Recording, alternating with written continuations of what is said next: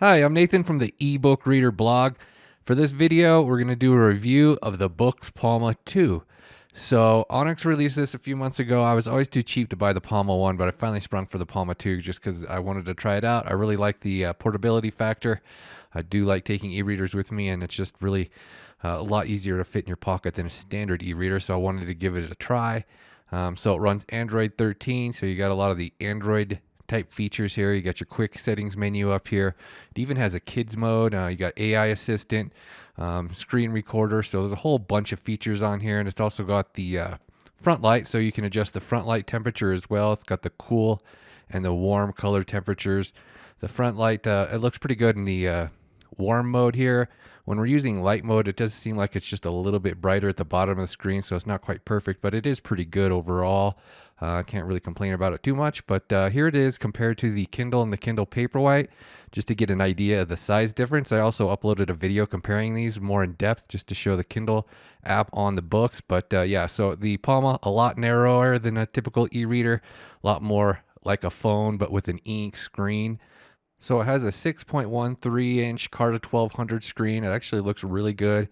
On the side here, you've got the volume buttons and the power button. The volume buttons can also be used as page buttons on apps that support that. You've got a universal button over here. You can program to do a bunch of different things. It's got a camera on the back with a flash, and you've got the texture on the back too. It feels pretty nice in your hand. On the bottom here, you've got this, you got a speaker and a couple of microphones. So that one slot's not a speaker, it's a microphone on the USB-C port as well. So I like the placement of the volume buttons. I use them as page buttons on like the Kindle app here. If you're holding it left-handed, you can use your fingers to control the buttons. And if you're holding it in a right hand, you can use your thumb to control the buttons. So it's comfortable to use both left and right-handed. As you can see, the refreshing is pretty quick and smooth. This model has BSR, which like helps with the refreshing. It works a lot better than the non-BSR models. I highly recommend getting a BSR model if you're going to use Android apps on an Onyx device.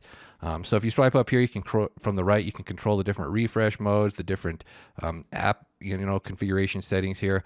So one big difference I noticed right off is like using high contrast mode. It makes the text stand out a lot more.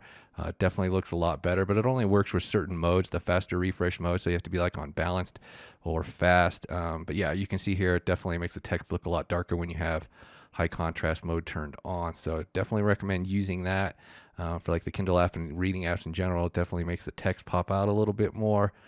Makes the just the blacks darker. Sometimes it'll make images look too dark though, so you kind of just have to play around with the settings. There's a lot of settings on Onyx's devices.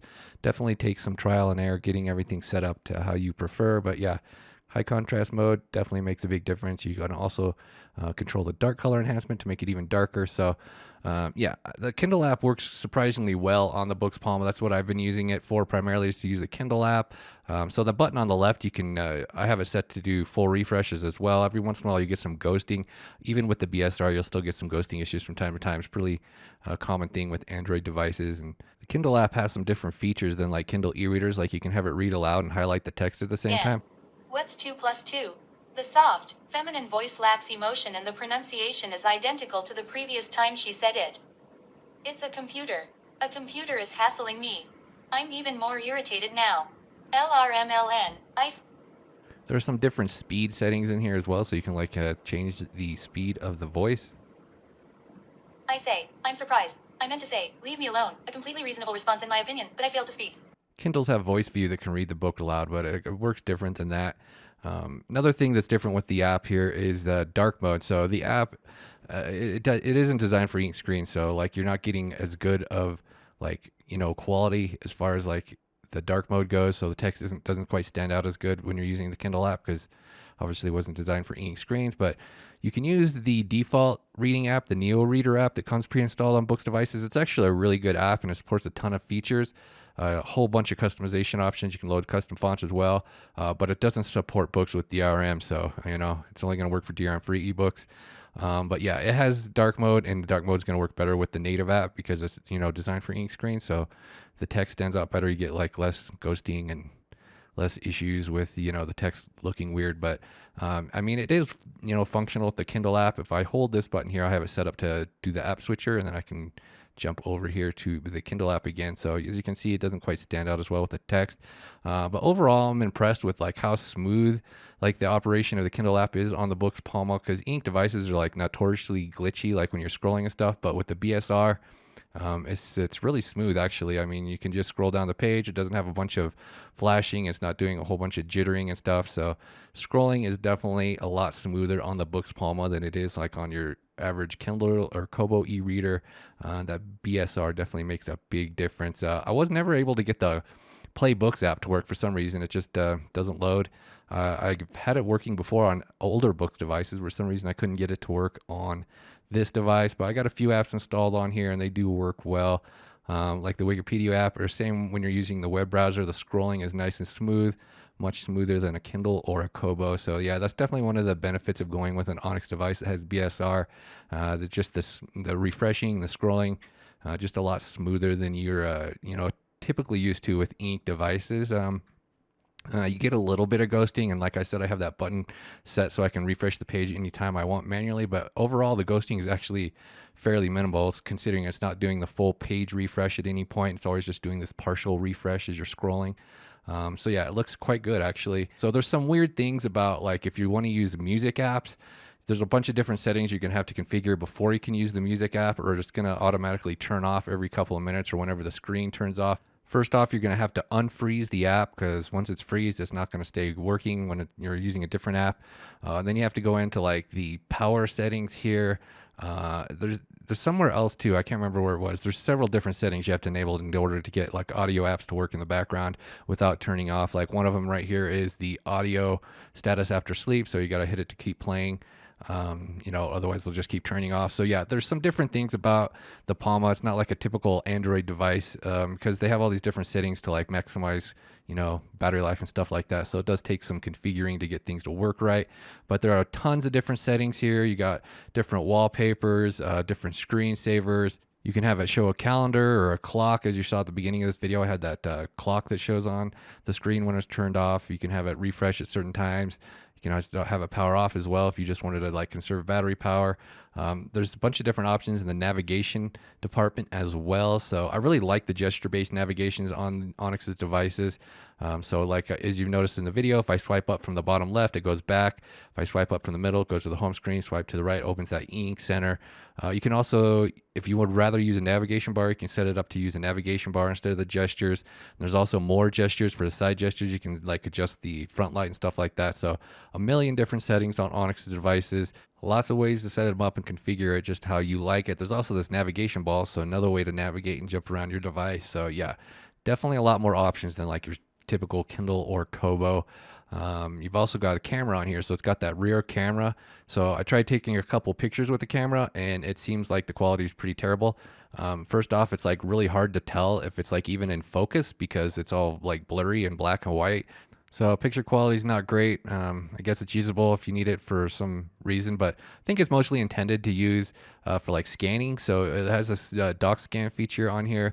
So I have the Kindle Paperwhite laying here. So let's just take a picture of the Paperwhite screen and see how it can handle, converting it to text. So if we go over here, then we can hit the OCR link here, and then it will go ahead and convert that image into text. So we can, copy and paste it, move it somewhere else or whatever. So you have a couple of different options here. It doesn't happen right away. It does take a few seconds, but as you can see here, it does a fairly decent job of, translating it. I mean, it didn't handle that drop text right, and there's some few typos in here, but I mean, it's not perfect. There are some different options here, so that you can select that, copy that, share that, move it to Note app if you wanted to. So you got some different options with that. There's also, I noticed on here, if we go back, there's the option to export it as a PDF. So you have the image PDF or text PDF. So I went ahead and tried this, and it didn't work. It's just a bunch of garbled nonsense. So I don't know. Anyway, if we back on out of here, you will see another cool thing about Boox devices, and that's the fact that they use folders. So, I mean, you can navigate all your files and documents by folders. You can set those up on your computer as well if you wanted to add some additional folders. So, not a lot of e-readers support folder navigation. So, that's one of the benefits with Onyx devices. So, overall, the Palma, it's got a ton of different features, a lot more going for it than your typical e-reader. But one of the weird things about the Palma is the fact that it isn't actually a phone. So, I mean, it looks like a phone, but it doesn't have a SIM card slot, so you can't use it as a phone unless you're just using like Google Voice or something like that. I kind of wish it was a phone because then I could justify the higher price. I mean, at $280, it's a lot more expensive than a standard e-reader. I mean, the Kindle Paperwhite's on sale for $135 right now, so you could literally buy two of those for less than the Palma, which is just crazy to me. I mean, I know Boox doesn't make money off selling ebooks, but I know. I mean, the Palma, it has some good specs going for it. I mean, you got 128 gigabytes of storage space. There's a micro SD card slot. It's got 6 gigabytes of RAM. It's got a fingerprint reader, so it's got that rear camera. So it's got a lot of features that a typical e-reader doesn't have. But yeah, so that definitely jacks up the price a bit. I'm surprised they haven't released like a more watered down version with lower end specs. But I mean, yeah, that's just the biggest sticking point to me is the price. But I really do like the Palma. I really like the, form factor, being able to fit it into a pocket easily. I mean, the Kindles are just a little bit too wide to easily fit in a pocket, and it's got a million different settings to configure it exactly how you want it. For instance, if you find the interface text a little bit too small, you can go in here, increase the interface text size so it's easier to read. You got the different refresh frequencies. There's a million different settings, a million different ways to customize the device. Android apps obviously add a lot more functionality to it. The Kindle app works pretty well. Android apps always aren't going to work well though. You never really know, like that Google Play Books app. I can't get it to work for some reason. So you may come across some problems that way just because, Android devices aren't designed for ink and they don't always work right. But and sometimes you'll notice like the images being too dark. You just kind of have to mess with the settings to get them a little bit lighter. But I mean, it's just one of those things that takes some trial and error and setup, but really do like the form factor. I hope more companies start releasing e-readers like this because really good for the portability factor and being able to stick it in a pocket. I just kind of wish that this particular one actually could be used as a phone because then I could be, it could be more useful for me personally. But I'm going to go ahead and wrap up this video right here. Check out the ebook reader blog for more details. And I also have a video with the Palma comparing it to Kindle. So check that out too if you're curious about how it compares. Thanks for watching. Bye.